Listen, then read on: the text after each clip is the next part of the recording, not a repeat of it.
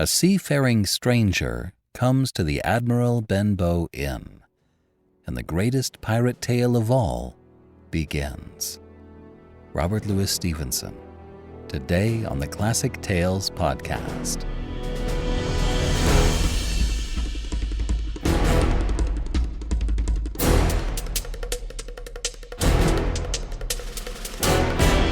Welcome to the Classic Tales podcast. Thank you for listening. We are proudly supported by our listeners. Many, many thanks to our financial supporters who pitch in every month to help us keep the lights on. If you enjoy the show, please sign up to be a supporter for as little as $5 a month. We'll give you a monthly coupon code for $8 off any audiobook order. Give more and you get more. Go to ClassicTalesAudiobooks.com and become a financial supporter today. Thank you so much. And please rate and review us on Apple Podcasts. And if you prefer listening on YouTube, our channel is now up to date. I hope you enjoyed the healthy sampling of The Man in the Brown Suit by Agatha Christie. I was so honored that Nancy asked me to be a part of it. You can also use your coupon code and purchase it at our website. A link can be found in the show notes. Treasure Island. This was the first novel that I narrated back in 2017. Now, 15 years later, with an upgraded mic, upgraded studio, and a little more idea of what I'm doing, I thought I'd give it another shot. So much of our pirate lore comes from this book. Dead Man's Chest, a pirate with a parrot that talks, you'll see. If you missed it the first time around, I hope you like revisiting my old stomping ground. I must have read this book a dozen times, and it's always an amazing adventure.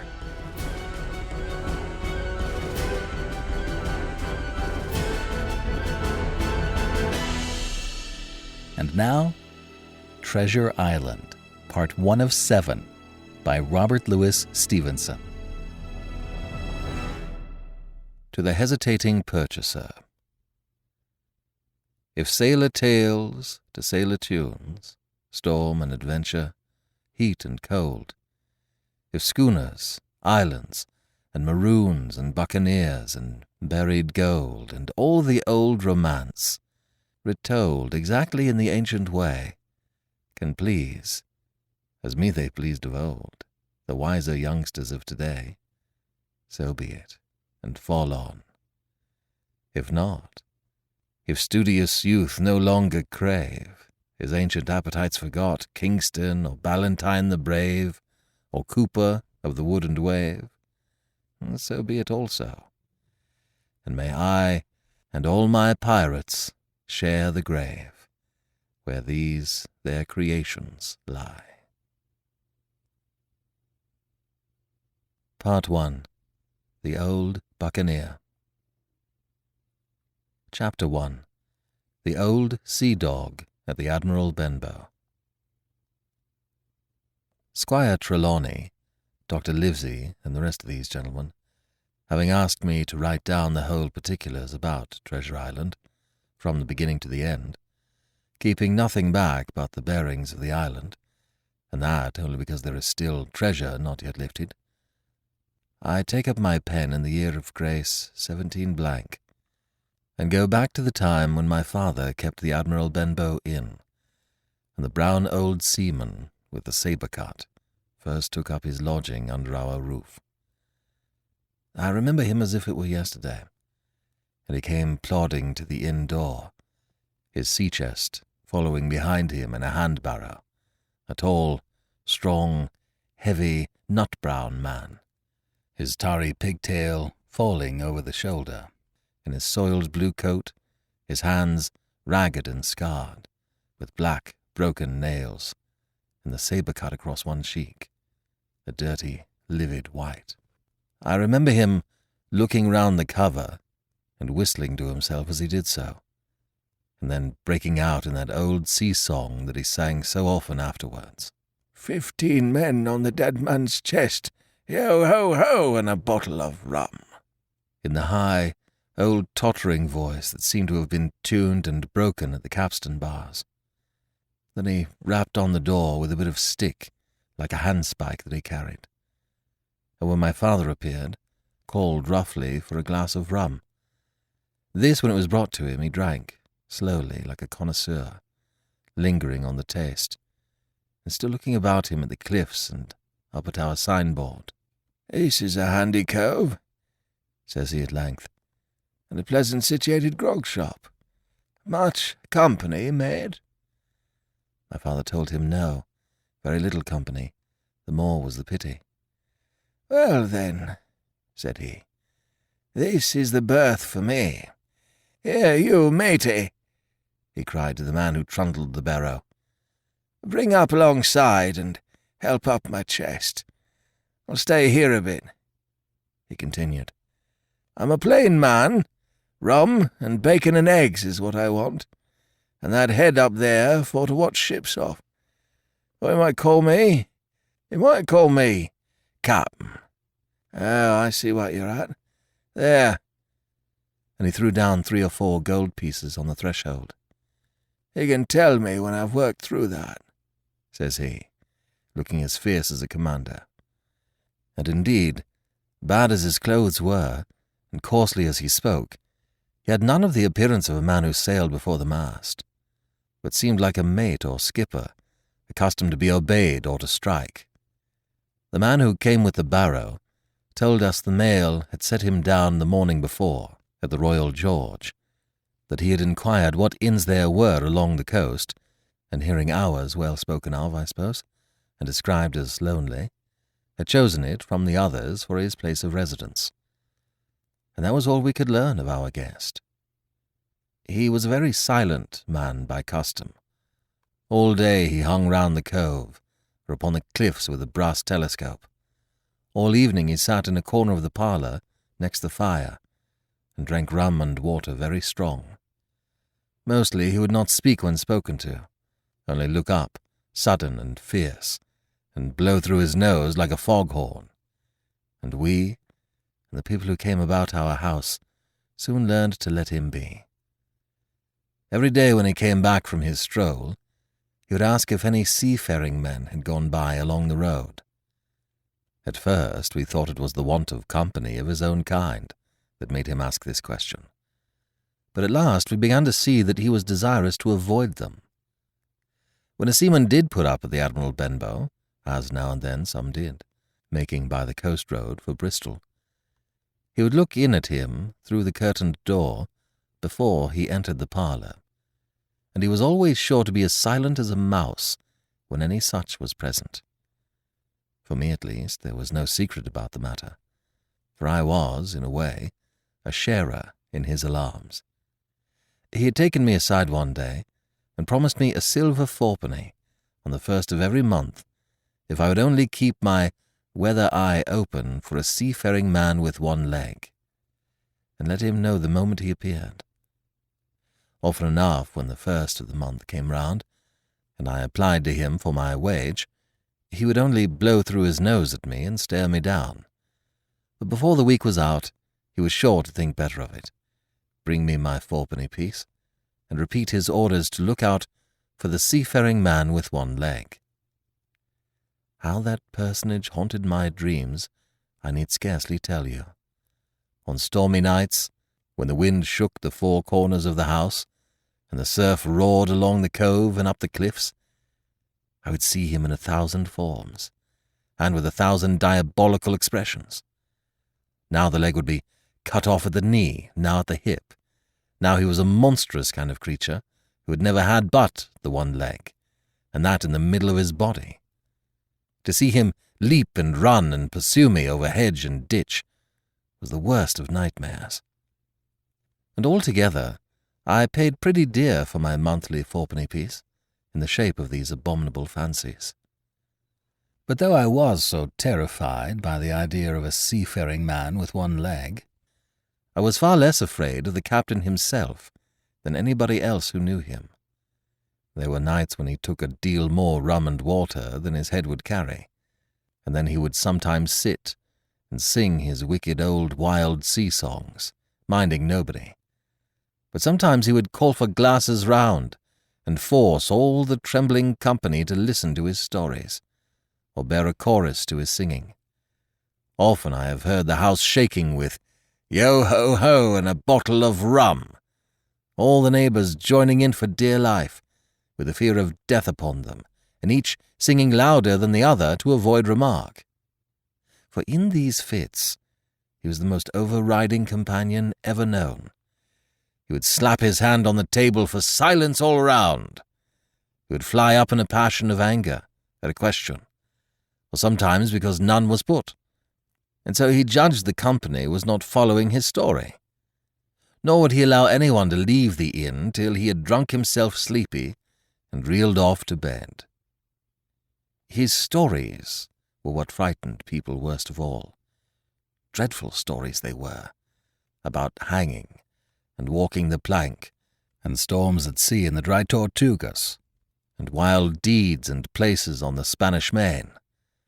By his own account, he must have lived his life among some of the wickedest men that God ever allowed upon the sea, and the language in which he told these stories shocked our plain country people almost as much as the crimes that he described. My father was always saying the inn would be ruined, for people would soon cease coming there to be tyrannized over and put down, and sent shivering to their beds. But I really believe his presence did us good. People were frightened at the time, but on looking back they rather liked it. It was a fine excitement in a quiet country life, and there was even a party of the younger men who pretended to admire him, calling him a true sea-dog and a real old salt, and such like names, and saying there was the sort of man that made England terrible at sea. In one way, indeed, he bade fair to ruin us, for he kept on staying week after week, and at last month after month, so that all the money had been long exhausted, and still my father never plucked up the heart to insist on having more. If ever he mentioned it, the captain blew through his nose so loudly that you might say he roared, and stared my poor father out of the room. I have seen him wringing his hands after such a rebuff, and I am sure the annoyance and the terror he lived in must have greatly hastened his early and unhappy death. All the time he lived with us, the captain made no change whatever in his dress, but to buy some stockings from a hawker. One of the cocks of his hat having fallen down, he let it hang from that day forth, though it was a great annoyance when it blew.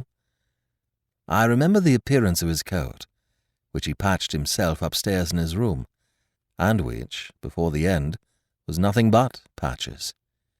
He never wrote or received a letter, and he never spoke with any but the neighbours, and with these, for the most part, only when drunk on rum. The great sea-chest none of us had ever seen open.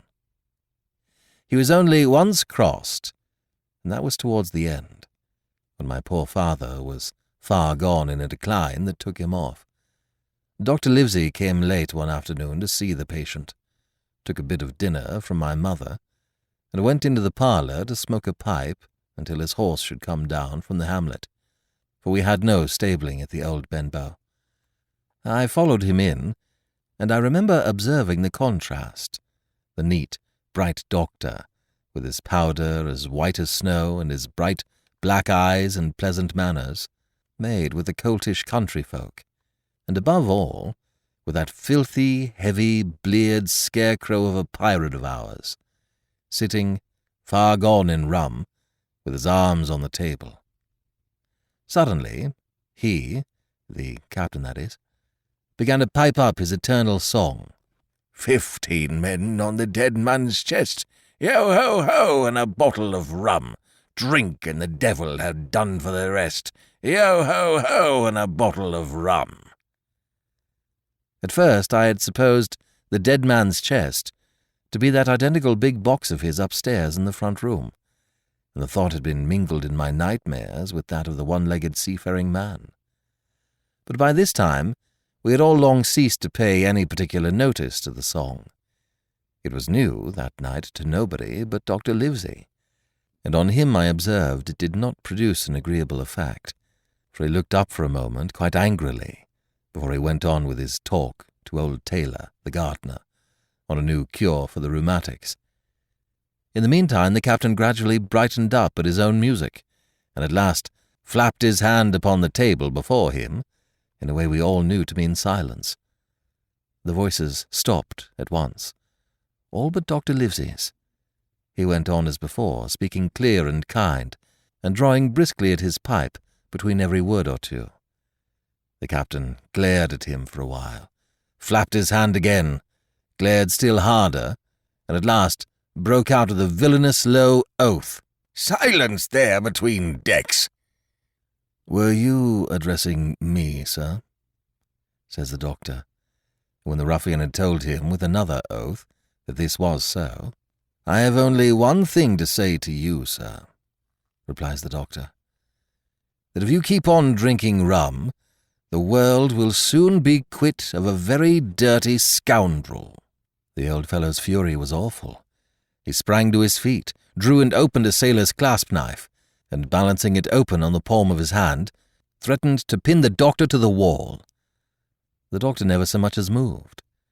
He spoke to him as before, over his shoulder, and in the same tone of voice, rather high, so that all the room might hear, but perfectly calm and steady. "If you do not put that knife this instant in your pocket, I promise upon my honour you shall hang at the next assizes." Then followed a battle of looks between them, but the captain soon knuckled under, put up his weapon, and resumed his seat, grumbling like a beaten dog. "And now, sir," continued the doctor, "since I now know there's such a fellow in my district, you may count I'll have an eye upon you day and night. I'm not a doctor only, I'm a magistrate, and if I catch a breath of complaint against you, if it's only for a piece of incivility like tonight's, I'll take effectual means to have you hunted down and routed out of this. Let that suffice." Soon after, Dr. Livesey's horse came to the door, and he rode away.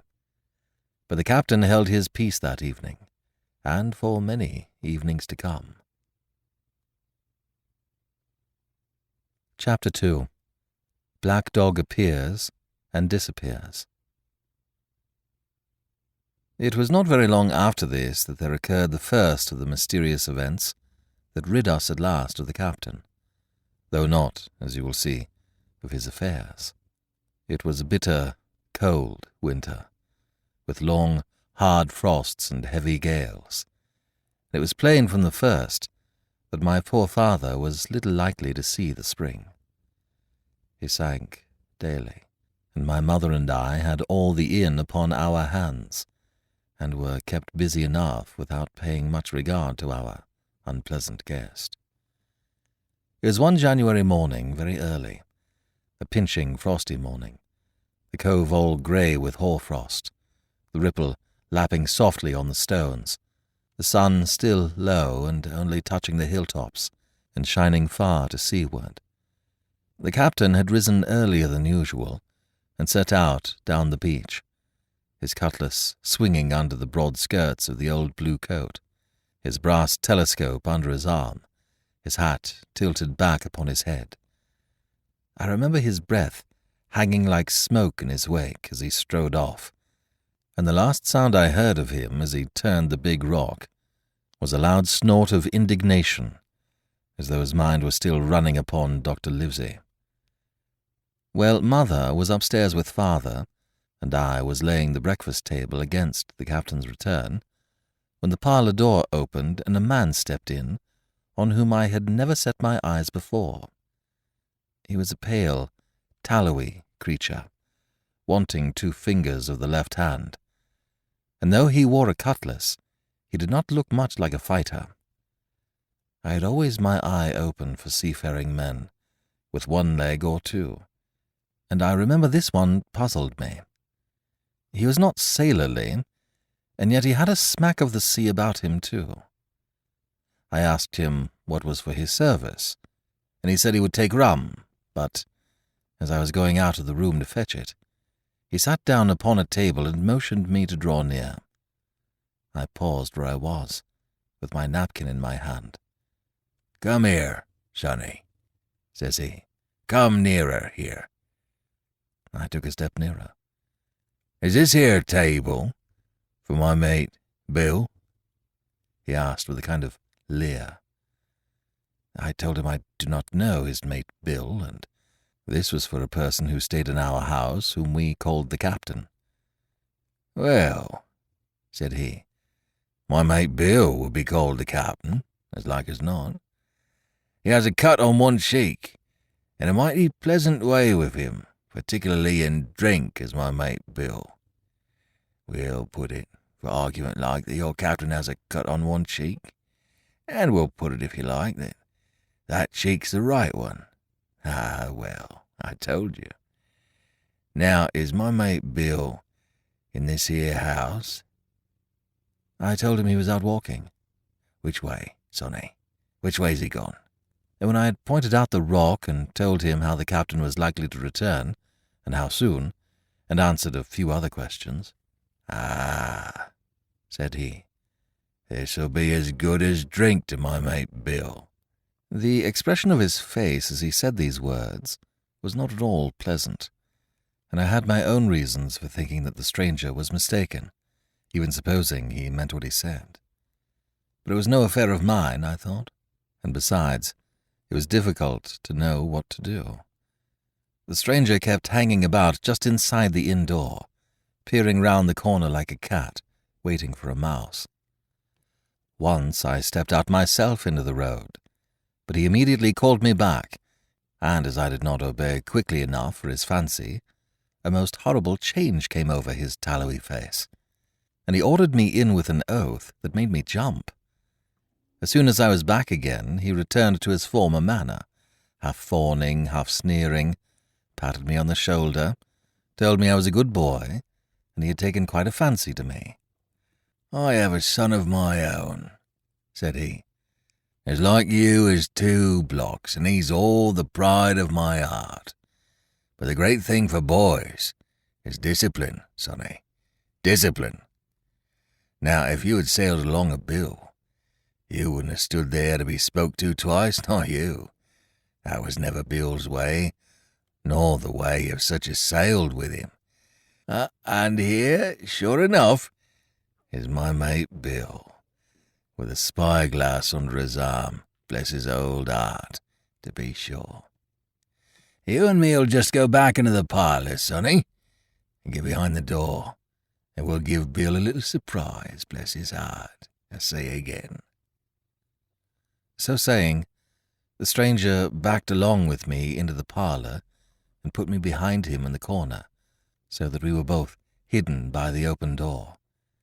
I was very uneasy and alarmed, as you may fancy, and it rather added to my fears to observe that the stranger was certainly frightened himself.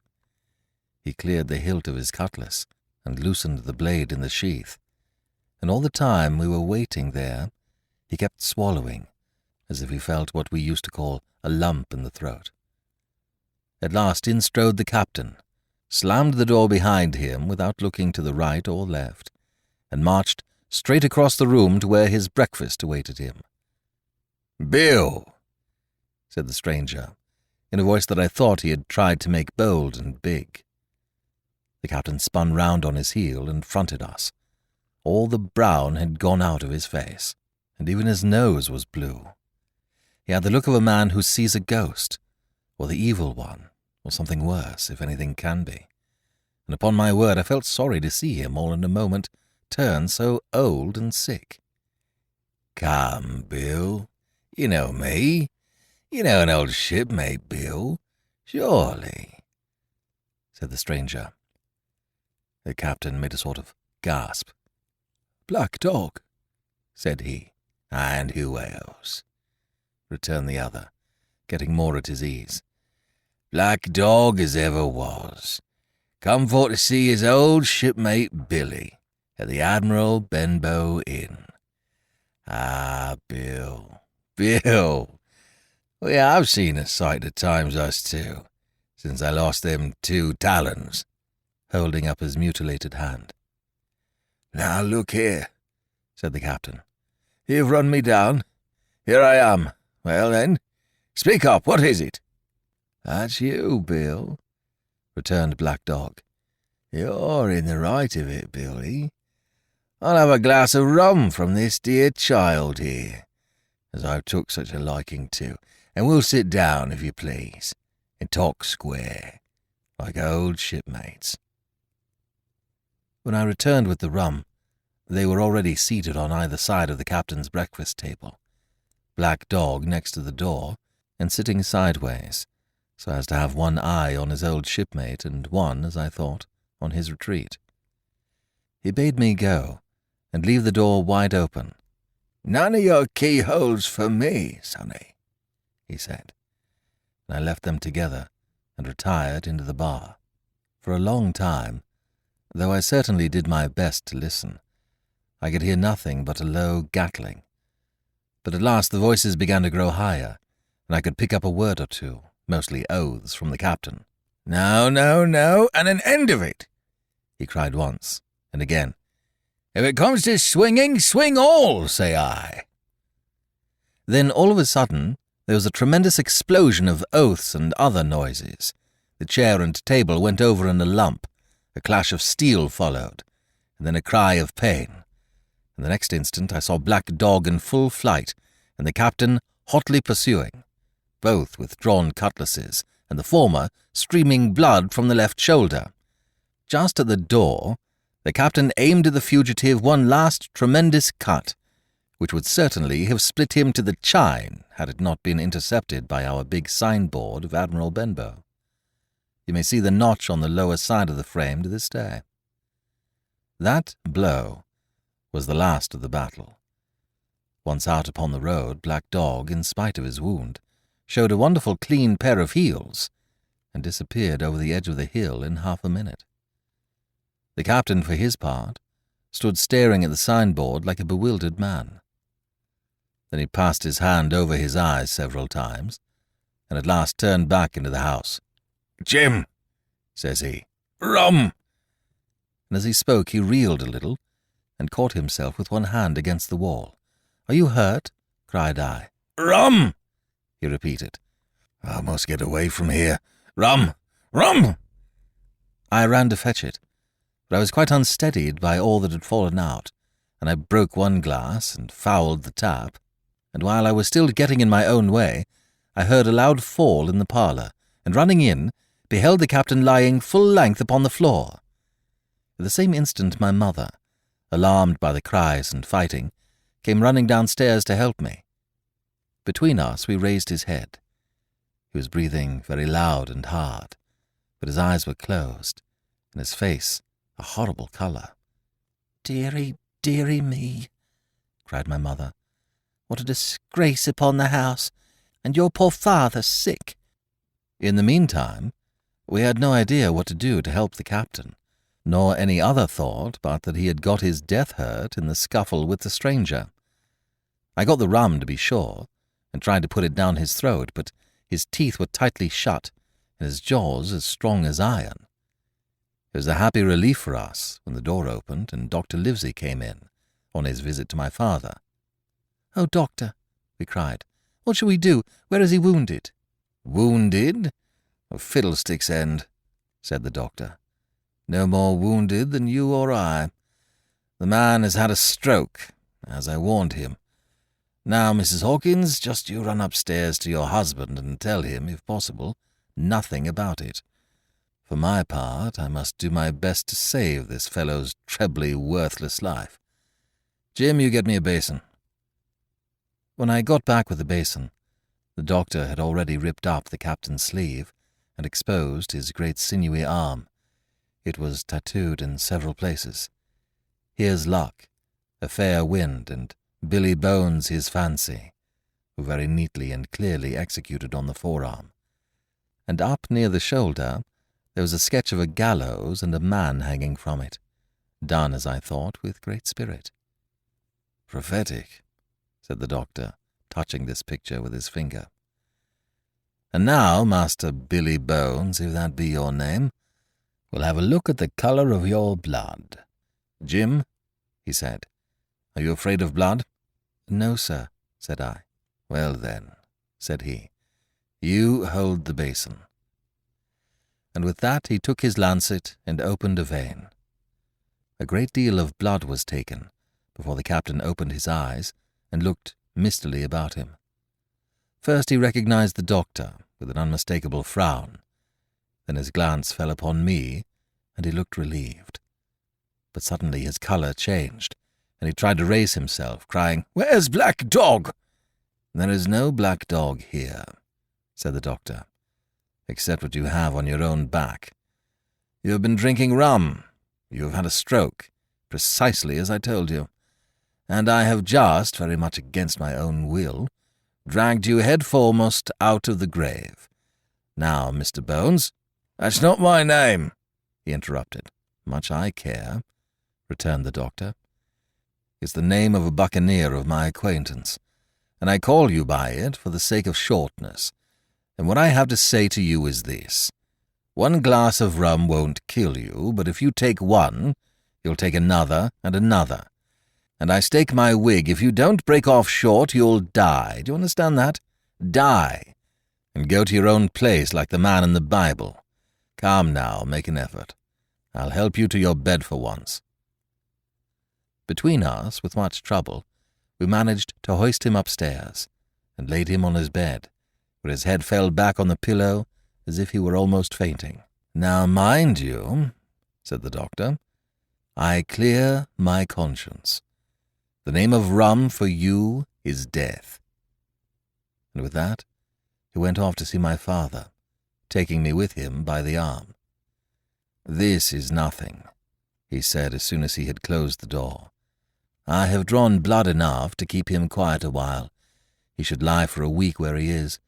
That is the best thing for him and you. But another stroke would settle him." Chapter 3. The Black Spot. About noon, I stopped at the captain's door with some cooling drinks and medicines. He was lying very much as we had left him, only a little higher, and he seemed both weak and excited. "Jim," he said, "you're the only one here that's worth anything. And you know I've always been good to you.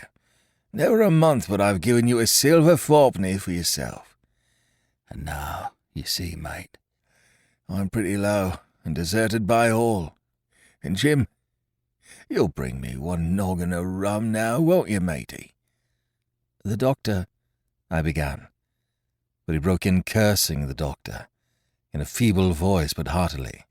"Doctors is all swabs," he said.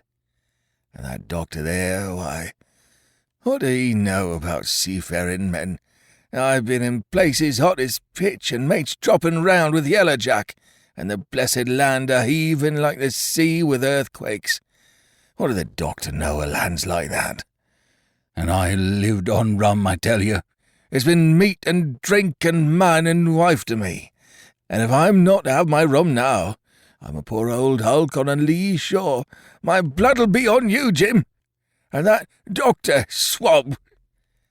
And he ran on again for a while with curses. "Look, Jim, and my fingers fidgets," he continued in the pleading tone. "I can't keep 'em still, not I. I haven't had a drop this blessed day, and doctor's a fool, I tell you. If I don't have a drain of rum, Jim, I'll have the horrors. I seen some of 'em already. I seen old Flint in the corner there, behind you, as plain as print. I seen him. And if I get the horrors, I'm a man that has lived rough, and I'll raise Cain. Your doctor himself said one glass won't hurt me. I'll give you a golden guinea for a noggin, Jim." He was growing more and more excited, and this alarmed me for my father, who was very low that day and needed quiet. Besides, I was reassured by the doctor's words, now quoted to me, and rather offended by the offer of a bribe. "I want none of your money," said I, "but what you owe my father. I'll get you one glass and no more." When I brought it to him, he seized it greedily and drank it out. Aye, said he, "that's some better. Sure enough. And now, matey, did that doctor say how long I was to lie here in this old berth?" "A week at least," said I. "Thunder!" he cried. "A week? I can't do that. They'd have the black spot on me by then. The lubbers is going about to get the wind of me this blessed moment. Lubbers is couldn't keep what they got, and want to nail what is another's. Is that seamanly behaviour now, I want to know? But I'm a saving soul. I never wasted good money of mine, nor lost it neither, and I'll trick 'em again. I'm not afraid on 'em. I'll shake out another reef, matey, and daddle 'em again." As he was thus speaking, he had risen from bed with great difficulty, holding to my shoulder with a grip that almost made me cry out, and moving his legs like so much dead weight. His words, spirited as they were in meaning, contrasted sadly with the weakness of the voice in which they were uttered. He paused when he had got into a sitting position on the edge. "That doctor's done me," he murmured. "My ears is singing. Lay me back."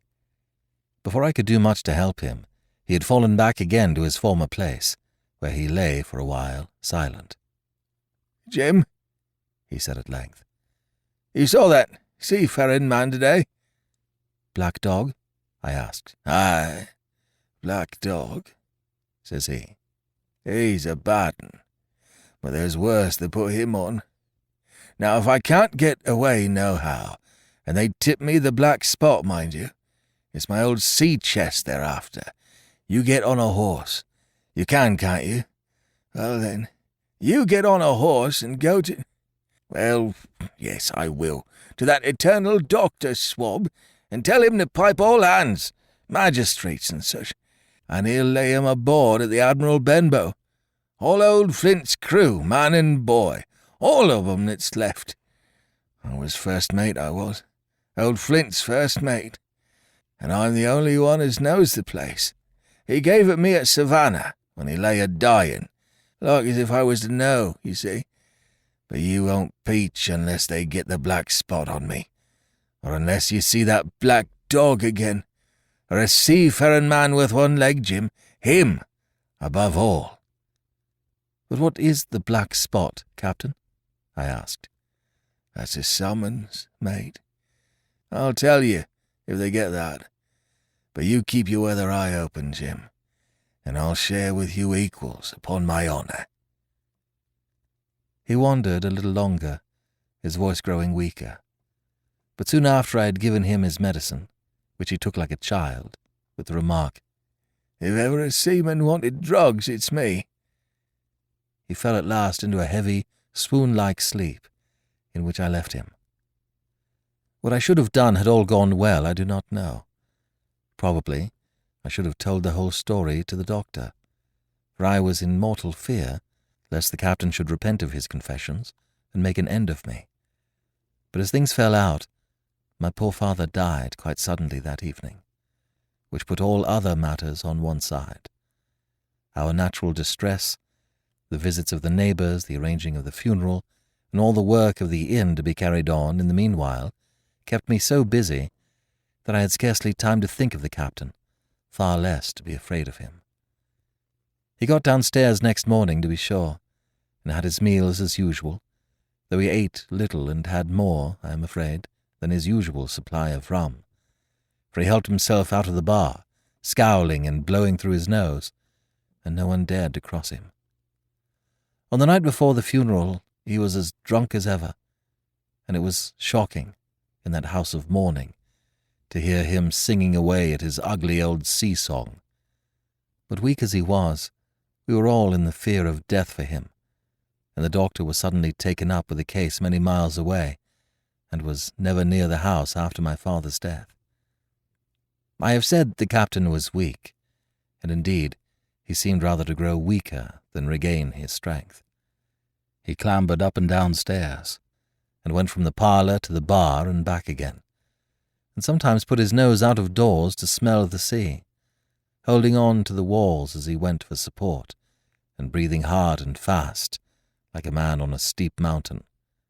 He never particularly addressed me, and it was my belief he had as good as forgotten his confidences. But his temper was more flighty, and allowing for his bodily weakness, more violent than ever. He had an alarming way now, when he was drunk, of drawing his cutlass and laying it bare before him on the table. But with all that, he minded people less and seemed shut up in his own thoughts, and rather wandering. Once, for instance, to our extreme wonder, he piped up to a different air, a king of country love song that he must have learned in his youth before he had begun to follow the sea. So things passed, until the day after the funeral, and about 3 o'clock of a bitter, foggy, frosty afternoon, I was standing at the door for a moment, full of sad thoughts about my father, when I saw someone drawing slowly near along the road. He was plainly blind, for he tapped before him with a stick, and wore a great green shade over his eyes and nose, and he was hunched, as if with age or weakness, and wore a huge old tattered sea-cloak with a hood that made him appear positively deformed. I never saw in my life a more dreadful-looking figure. He stopped a little from the inn, and raising his voice in an odd sing-song, addressed the air in front of him. "Will any kind friend inform a poor blind man who has lost the precious sight of his eyes in the gracious defence of his native country, England, and God bless King George, where or in what part of this country he may now be?" "You are at the Admiral Benbow, Blackheel Cove, my good man," said I. "I hear a voice," said he, "a young voice. Will you give me your hand, my kind young friend, and lead me in?" I held out my hand, and the horrible, soft-spoken, eyeless creature gripped it in a moment like a vice. I was so much startled that I struggled to withdraw, but the blind man pulled me close up to him with a single action of his arm. "Now, boy," he said, "take me into the captain." "Sir," said I, "upon my word, I dare not." "Oh," he sneered, "that's it. Take me in straight, or I'll break your arm." And he gave it as he spoke, a wrench that made me cry out. "Sir," said I, "it is for yourself I mean. The captain is not what he used to be. He sits with a drawn cutlass. Another gentleman—" "Come now, march," interrupted he, and I never heard a voice so cruel and cold and ugly as that blind man's. It cowed me more than the pain, and I began to obey him at once, walking straight in at the door and towards the parlour, where our sick old buccaneer was sitting, dazed with rum. The blind man clung close to me, holding me in one iron fist, and leaning almost more of his weight on me than I could carry. "Lead me straight up to him, and when I'm in view, cry out, 'Here's a friend for you, Bill!' If you don't, I'll do this." And with that, he gave me a twitch that I thought would have made me faint. Between this and that, I was so utterly terrified of the blind beggar that I forgot my terror of the captain, and as I opened the parlour door, cried out the words he had ordered in a trembling voice. The poor captain raised his eyes, and at one look the rum went out of him, and left him staring sober. The expression of his face was not so much of terror as of mortal sickness. He made a movement to rise, but I do not believe he had enough force left in his body. "Now, Bill, sit where you are," said the beggar. "If I can't see, I can hear a finger stirring. Business is business. Hold out your left hand. Boy, take his left hand by the wrist and bring it near to my right." We both obeyed him to the letter, and I saw him pass something from the hollow of the hand that held his stick into the palm of the captain's, which closed upon it instantly. "And now that's done," said the blind man, and at the words he suddenly left hold of me, and with incredible accuracy and nimbleness skipped out of the parlour and into the road, where, as I still stood motionless, I could hear his stick go tap-tap-tapping into the distance. It was some time before either I or the captain seemed to gather our senses, but at length, and about at the same moment, I released his wrist, which I was still holding, and he drew in his hand and looked sharply into the palm. 10 o'clock, he he cried. 6 hours! We'll do them yet!" And he sprang to his feet. Even as he did so, he reeled, put his hand to his throat, stood swaying for a moment, and then, with a peculiar sound, fell from his whole height, face foremost, to the floor. I ran to him at once, calling to my mother. But haste was all in vain. The captain had been struck dead by thundering apoplexy. It is a curious thing to understand, for I had certainly never liked the man, though of late I had begun to pity him. But as soon as I saw that he was dead, I burst into a flood of tears. It was the second death I had known, and the sorrow of the first was still fresh in my heart. Chapter 4. The Sea Chest. I lost no time, of course, in telling my mother all that I knew, and perhaps should have told her long before, and we saw ourselves at once in a difficult and dangerous position. Some of the man's money, if he had any, were certainly due to us, but it was not likely that our captain's shipmates, above all the 2 specimens seen by me, Black Dog and the Blind Beggar, would be inclined to give up their booty in payment of the dead man's debts. The captain's order to mount at once and ride for Dr. Livesey would have left my mother alone and unprotected, which was not to be thought of. Indeed, it seemed impossible for either of us to remain much longer in the house. The fall of coals in the kitchen grate, the very ticking of the clock, filled us with alarms. The neighborhood, to our ears, seemed haunted by approaching footsteps, and what between the dead body of the captain on the parlor floor and the thought of that detestable blind beggar hovering near at hand and ready to return, there were moments when, as the saying goes, I jumped in my skin for terror. Something must speedily be resolved upon, and it occurred to us at last to go forth together and seek help in the neighboring hamlet. No sooner said than done. Bareheaded as we were, we ran out at once into the gathering evening and the frosty fog.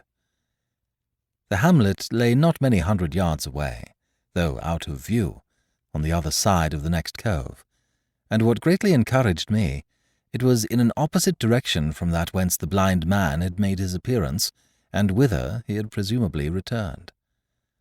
We were not many minutes on the road, though we sometimes stopped to lay hold of each other and hearken. But there was no unusual sound, nothing but the low wash of the ripple and the croaking of the inmates of the wood. It was already candlelight when we reached the hamlet, and I shall never forget how much I was cheered to see the yellow shine in doors and windows. But that, as it proved, was the best of the help we were likely to get in that quarter. For, you would have thought men would have been ashamed of themselves. No soul would consent to return with us to the Admiral Benbow. The more we told of our troubles, the more, man, woman, and child, they clung to the shelter of their houses. The name of Captain Flint, though it was strange to me, was well enough known to some there, and carried a great weight of terror. Some of the men who had been to field work on the far side of the Admiral Benbow remembered, besides, to have seen several strangers on the road, and taking them to be smugglers, to have bolted away. And one at least had seen a little lugger in what we called Kit's Hole. For that matter, anyone who was a comrade of the captain's was enough to frighten them to death. And the short and the long of the matter was, that while we could get several who were willing enough to ride to Dr. Livesey's, which lay in another direction, not one would help us to defend the inn. They say cowardice is infectious, but then argument is, on the other hand, a great emboldener. And so when each had said his say, my mother made them a speech. She would not, she declared, lose money that belonged to her fatherless boy. "If none of the rest of you dare," she said, "Jim and I dare. Back we will go, the way we came, and small thanks to you big, hulking, chicken-hearted men. We'll have that chest open if we die for it, and I'll thank you for that bag, Mrs. Crossley, to bring back our lawful money in." Of course I said I would go with my mother, and of course they all cried out at our foolhardiness, but even then not a man would go along with us. All they would do was to give me a loaded pistol, lest we were attacked, and to promise to have horses ready saddled in case we were pursued on our return, while one lad was to ride forward to the doctor's in search of armed assistance. My heart was beating finely when we two set forth in the cold night upon this dangerous venture. A full moon was beginning to rise, and peered redly through the upper edges of the fog, and this increased our haste, for it was plain, before we came forth again, that all would be as bright as day, and our departure exposed to the eyes of any watchers. We slipped along the hedges, noiseless and swift, nor did we see or hear anything to increase our terrors, till, to our relief, the door of the Admiral Benbow had closed behind us. I slipped the bolt at once, and we stood and panted for a moment in the dark, alone in the house with the dead captain's body. Then my mother got a candle in the bar, and holding each other's hands, we advanced into the parlour. He lay as we had left him, on his back, with his eyes open and one arm stretched out. "Draw down the blind, Jim," whispered my mother. "They might come and watch outside. And now," said she, when I had done so, "we have to get the key off that. And who's to touch it, I should like to know." And she gave a kind of sob as she said the words. I went down on my knees at once. On the floor, close to his hand, there was a little round of paper, blackened on the one side. I could not doubt that this was the black spot, and taking it up, I found written on the other side, in a very good, clear hand, this short message: "You have till 10 tonight." "He had till 10, Mother," said I, and just as I said it, our old clock began striking. This sudden noise startled us shockingly, but the news was good, for it was only 6. "Now, Jim," she said, "that key."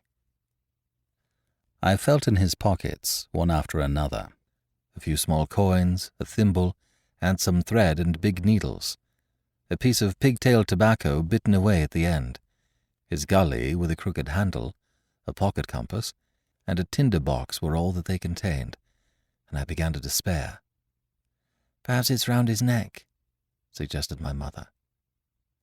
Overcoming a strong repugnance, I tore open his shirt at the neck, and there, sure enough, hanging to a bit of tarry string which I cut with his own gully, we found the key. At this triumph we were filled with hope, and hurried upstairs without delay to the little room where he had slept so long and where his box had stood since the day of his arrival. It was like any other seaman's chest on the outside, the initial B burned on the top of it with a hot iron, and the corners somewhat smashed and broken as by long, rough usage.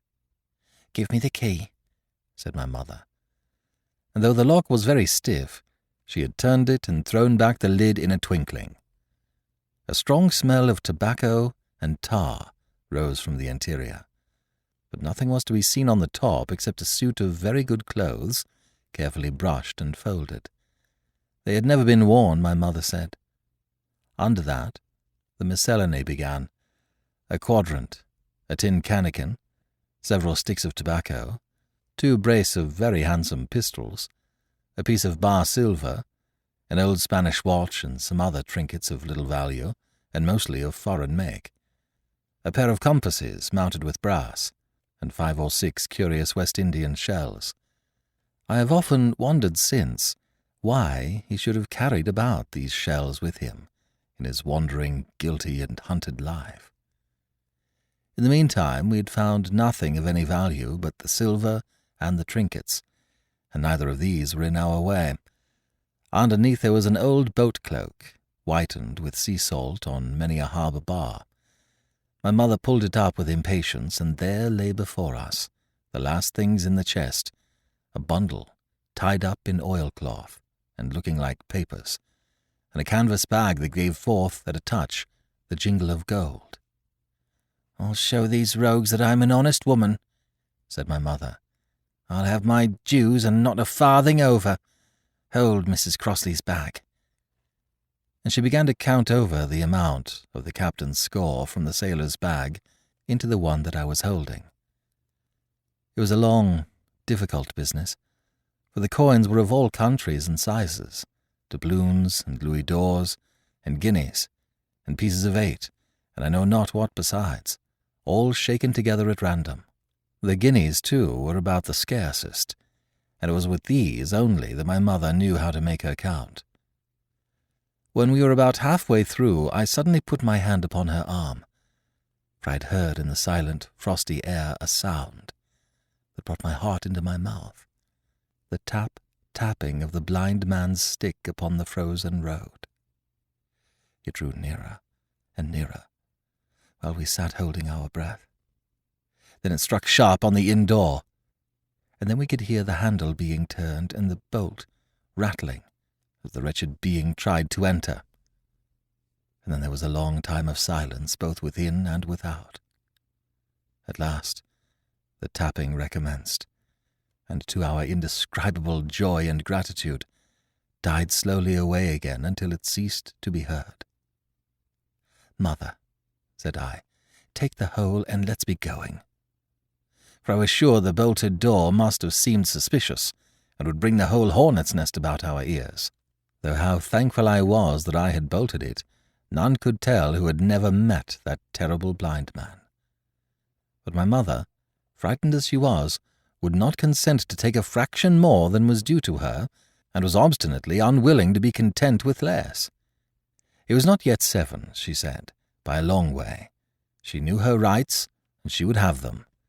And she was still arguing with me when a little low whistle sounded a good way off upon the hill. That was enough, and more than enough, for both of us. "I'll take what I have," she said, jumping to her feet. "And I'll take this to square the count," said I, picking up the oilskin packet. Next moment we were both groping downstairs, leaving the candle by the empty chest, and the next we had opened the door and were in full retreat. We had not started a moment too soon. The fog was rapidly dispersing. Already the moon shone quite clear on the high ground on either side, and it was only in the exact bottom of the dell and round the tavern door that a thin veil still hung unbroken to conceal the first steps of our escape. Far less than halfway to the hamlet, very little beyond the bottom of the hill, we must come forth into the moonlight. Nor was this all, for the sound of several footsteps running came already to our ears, and as we looked back in their direction, a light, tossing to and fro and still rapidly advancing, showed that one of the newcomers carried a lantern. "My dear," said my mother suddenly, "take the money and run on. I'm going to faint." This was certainly the end for both of us, I thought. How I cursed the cowardice of the neighbours. How I blamed my poor mother for her honesty and her greed, for her past foolhardiness and present weakness. We were just at the little bridge by good fortune, and I helped her, tottering as she was, to the edge of the bank, where, sure enough, she gave a sigh and fell on my shoulder. I do not know how I found the strength to do it at all, and I am afraid it was roughly done, but I managed to drag her down the bank and a little way under the arch. Farther I could not move her, for the bridge was too low to let me do more than crawl below it. So there we had to stay, my mother almost entirely exposed, and both of us within earshot of the inn. Chapter 5.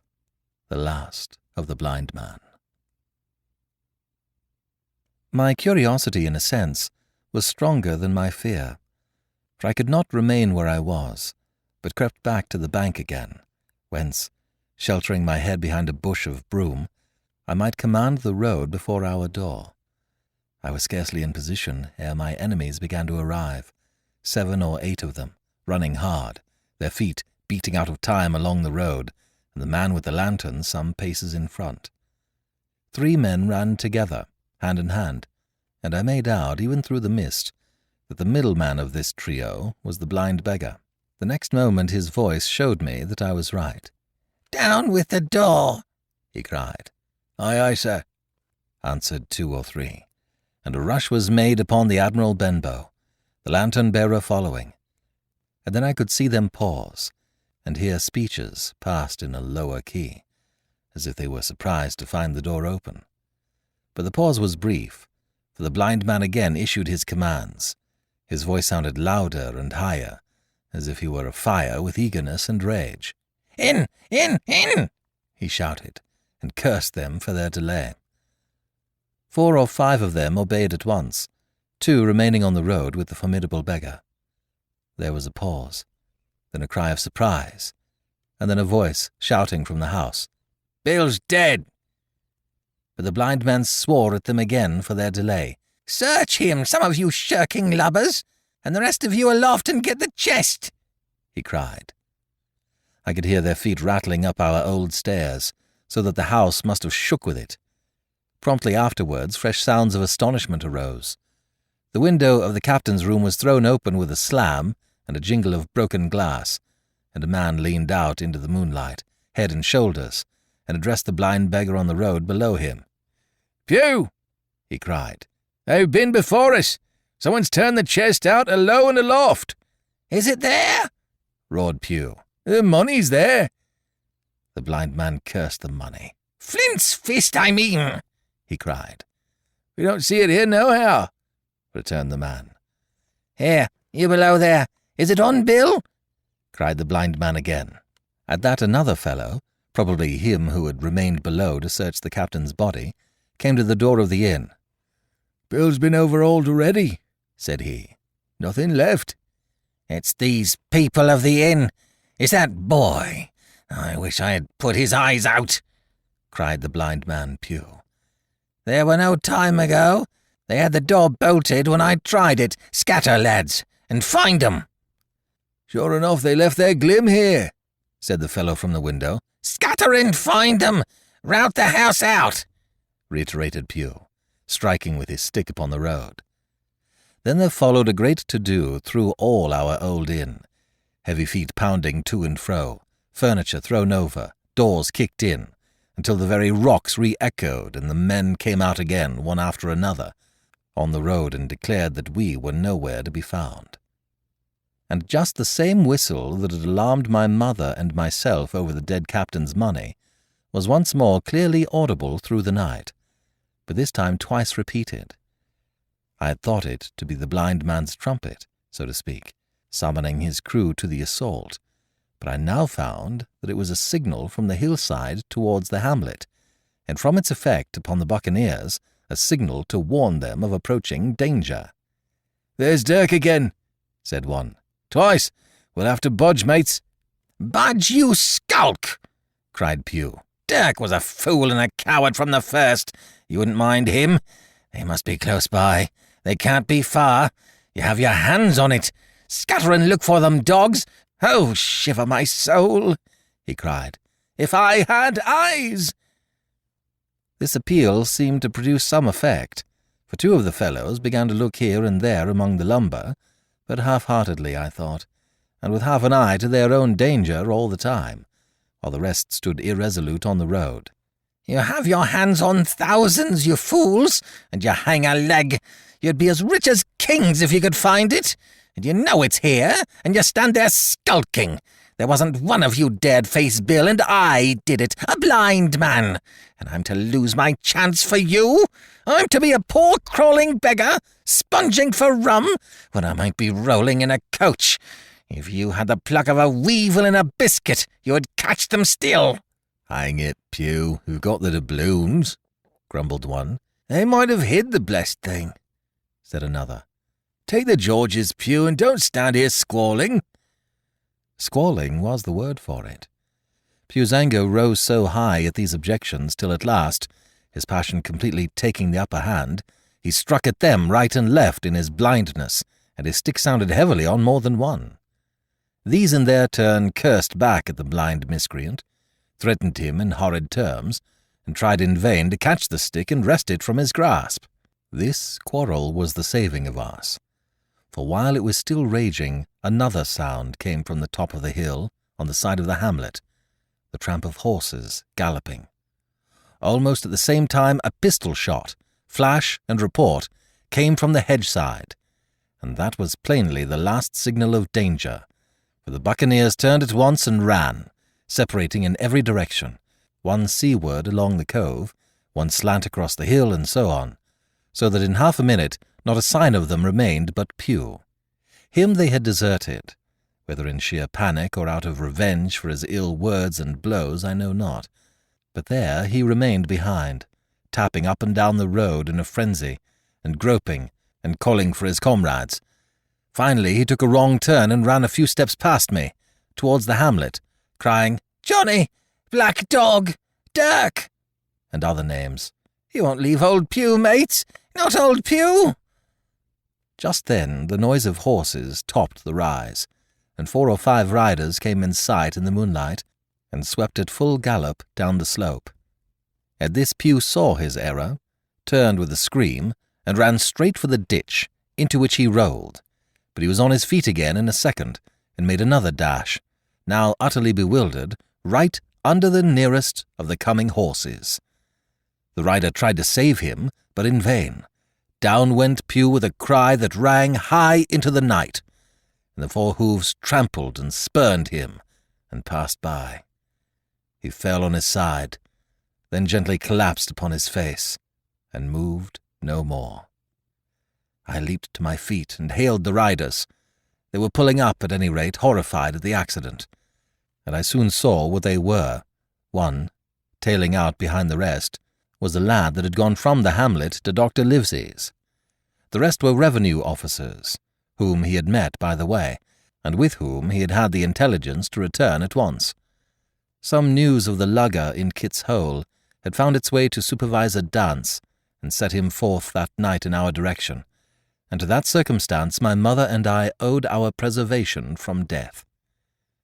Pugh was dead, stone dead. As for my mother, when we had carried her up to the hamlet, a little cold water and salts and that soon brought her back again, and she was none the worse for her terror, though she still continued to deplore the balance of the money. In the meantime the supervisor rode on, as fast as he could, to Kit's Hole, but his men had to dismount and grope down the dingle, leading and sometimes supporting their horses, and in continual fear of ambushes. So it was no great matter for surprise that when they got down to the hole, the lugger was already under way, though still close in. He hailed her. A voice replied, telling him to keep out of the moonlight, or he would get some lead in him, and at the same time a bullet whistled close by his arm. Soon after, the lugger doubled the point and disappeared. Mr. Dance stood there, as he said, like a fish out of water. All he could do was to dispatch a man to B to warn the cutter. "And that," said he, "is just about as good as nothing. They've got off clean, and there's an end. Only," he added, "I'm glad I trod on Master Pugh's corns." For by this time he had heard my story. I went back with him to the Admiral Benbow, and you cannot imagine a house in such a state of smash. The very clock had been thrown down by these fellows in their furious hunt after my mother and myself. And though nothing had been actually taken away, except the captain's money bag and a little silver from the till, I could see at once that we were ruined. Mr. Dance could make nothing of the scene. "They got the money, you say?" "Well then, Hawkins, what in fortune were they after? More money, I suppose?" "No, sir, not money, I think," replied I. "In fact, sir, I believe I have the thing in my breast pocket, and to tell you the truth, I should like to get it put in safety." "To be sure, boy, quite right," said he. "I'll take it if you like." "I thought perhaps Dr. Livesey—" I began. "Perfectly right," he interrupted very cheerily. "Perfectly right, a gentleman and a magistrate. And, now I come to think of it, I might as well ride round there myself and report to him or Squire. Master Pugh's dead, when all's done. Not that I regret it, but he's dead, you see, and people will make it out against an officer of His Majesty's revenue, if make it out they can.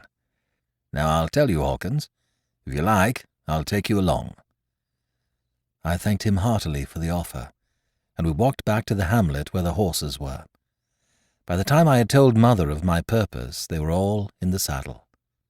"Dogger," said Mr. Dance, "you have a good horse. Take up this lad behind you." as soon as I was mounted, holding on to Dogger's belt, the supervisor gave the word, and the party struck out at a bouncing trot on the road to Dr. Livesey's house.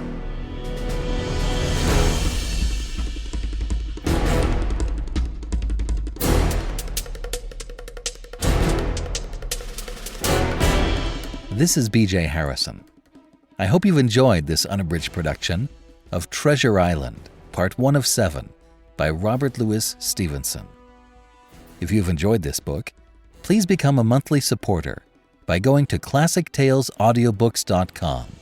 Donate $5 a month and get a monthly coupon code for $8 off anything in the store. Give more and you get more. Thank you so much for your support. Thank you for joining me today and allowing classic literature to awaken your better self. Please join me every week, and we'll rediscover the greatest stories ever put to paper.